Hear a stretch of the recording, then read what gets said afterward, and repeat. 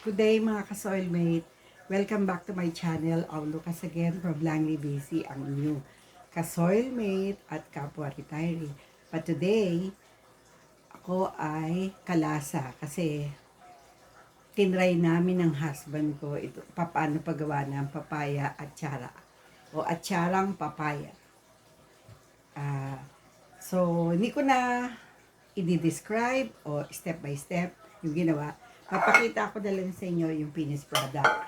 Wala akong, itong lalagyan ko ay sterilized. So, meaning, pinakuluan ko in 30 minutes, in 10 minutes, no? Sa boiling water. Para paglagyan ko ng atsara, ito na po yung finished product, mainit-init pa. No?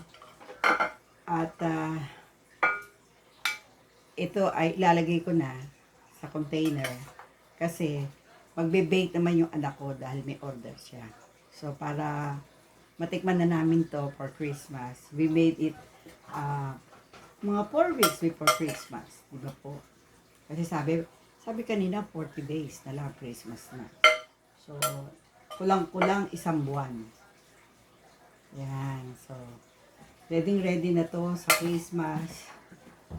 At napakasarap nito dahil nilasahan ko na, pinuhat ko na yung bangko ko kasi wala namang magbubuhat kundi ako. Ito na. So, sa halagang, ewan ko kung magkano gastos ko. Kasi pag ako namimili, may kasama na doong ulam. So, hindi ko masyadong makwenta kung ito bang cost na ito ay para sa atsara lamang o kasama na ang iba pang ulam. But hindi siya aabot ng $50. Less than $50 for sure. But pag bumibili ka, mahal ang isang bote. Mas marami pa yung sabaw kaysa laman. So pag bumibili ka ng isang bote, magkano ba papa isang bote? Yung maliit lang. Yung maliit? Oo. Parang bali 7 ata. Parang $7 yung maliit. Sa amin, sa asawa ko lang nga yun eh.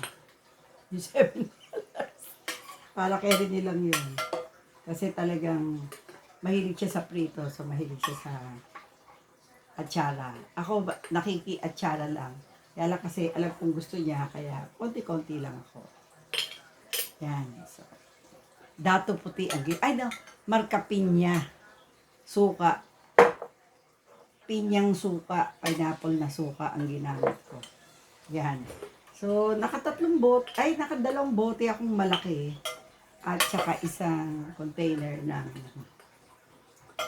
siguro dadagdagan ko to ng sabaw o yung brine solution. Parang yung atsara solution. Kasi na underestimate ko yung dami ng papaya.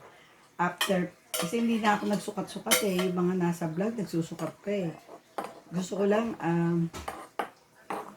as it goes, kasi, yun nga, trial, mas importante sa akin yung taste kesa yung, So, pati nga yung bote, hindi na ako bumili ng mason jar. Kung ano lang na dyan, ito mason jar to, ito yun. Medyo blurred kasi mainit pa. Pero nilagay ko na kasi antok na ako. Sa tagal ng paghihiwa-hiwa na ginawa, lahat nga ng paghihiwa ay ginawa ng asawa ko. Ako tigatapon lang ako ng mga pinagdumihan niya. Pero ako napagod sa paghuhugas dahil marami siyang container na ginamit. So again, maraming salamat po sa pag-review. Mahirap pala gumawa ng atsara, hindi madali. Pero mai-enjoy ka kasi nakita mo ang finished product mo, nakakainin ng buong pamilya. So, ready na kami for Christmas. Kulang na lang ang liempo. So, magkakaroon kami ng liempo with atsara for Christmas Day. Simple lang at hindi masyadong makakapagod kasi iba ang magluluto, hindi ang lola niya. Again, this is Au Lucas from Langley BC. Thank you. Atsara preparation for Christmas. Bye for now. Thank you for viewing and I hope everyone is healthy and happy.